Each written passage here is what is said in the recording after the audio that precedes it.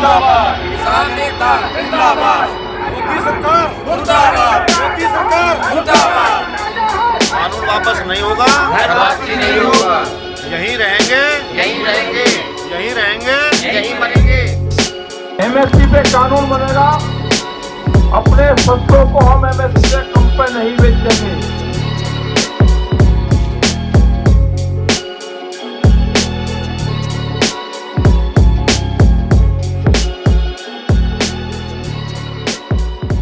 It's been 6 months since the Indian farmers began occupying Delhi's arterial roads, protesting against the farm laws passed by India's parliament last September. The farmers of Gandhi's India are answering a call to defend their motherland against a new wave of corporatization unleashed by the Modi government. Half of India's population, about 700 million people, are directly engaged in agriculture. Keep in mind that 86% of them are smallholder farmers, which means they own less than 2 acres per family. Lakh रुपए का कर्जा हमारा भी पटा नहीं है, 3 साल हो गए। हम तो इतने रेट में मतलब बहुत घाटा जा रहा है जी, सरकार में कुछ मिल ही नहीं रहा।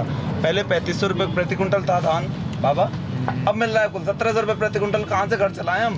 हमारा तो अभी तो ब्याज भी नहीं पड़ रहा, बैंक का लोन कहाँ से देंगे? ब्याज भी नहीं पड़ रहा बैंक का। गाँव में कुछ नहीं है सर, हम बीएड क्लियर हूँ मैं, और हमारी सोचा कि सर्विस तो नहीं मिलेगी, अपनी खेती तो बचा लें। यदि ये कंडीशन रही तो हमारी खेती भी चली जाएगी, और ये हमारे से अपने खेत खोसने को तैयार हो गए हैं। नौकरियों तो देनी क्या थी इन्होंने। By 2020, Indian agriculture was already in a ruined state. The Modi government used the coronavirus as a shield to pass 3 laws which will give up complete control of Indian agriculture to corporations, reducing land holdings and incomes per farmers. So the first law they enacted allowed for farm gate sale to corporations. Corporations which were not allowed to buy directly from the farmer, in an attempt to safeguard them from a new neo-company Raj, have now been allowed, and along with agro-processors, to buy as much as they want from any farmer. Next, the government has allowed for corporatized contracts to become valid. So now companies can enter legally valid contracts in India with farmers, which was not allowed earlier.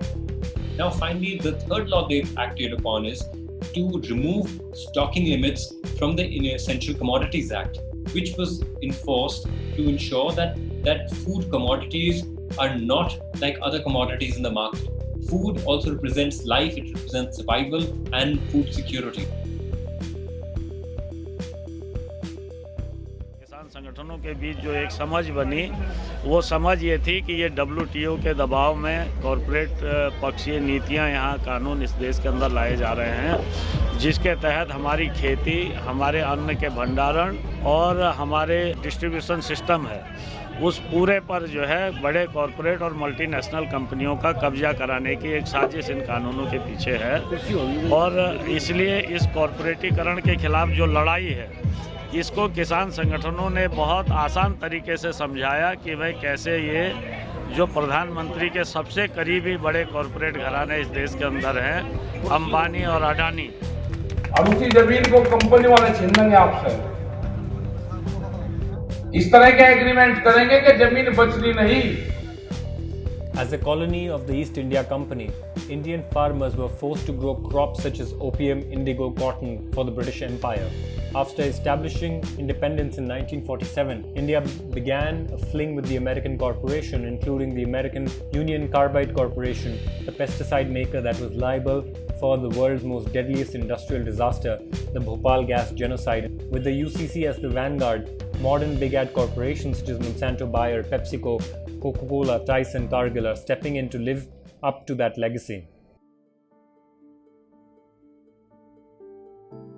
It's been over 160 days since the farmers have faced the cold, they've faced the rain, and they've faced the batons of the police, the water cannons, and they've not moved.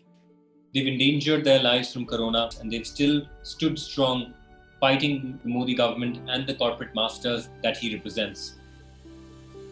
ये कोई अच्छी बात नहीं है कि कोई किसान को आतंकवादी कहे जो देश का पेट पाल रहा है। कोरोना के काम में देखो, कोरोना काल में आपने देखो कि पूरा देश बंद था, एक किसान की वजह से देश चल रहा था, और आज उसी को अगर आतंकवादी कहोगे। अगर किसान आज अपने मुद्दे के लिए बैठा है तो उसको कुछ तकलीफ है, ये मोदी जी को समझना चाहिए कि जो देश की जीडीपी संभाल रहा है अकेला किसान, आज उसके लिए आप सोच नहीं रहे। Today, the farmer revolution is seeking hope and a new green politics in India. It has moved beyond the call for rescinding of the 3 laws, and today represents a larger coalition for social justice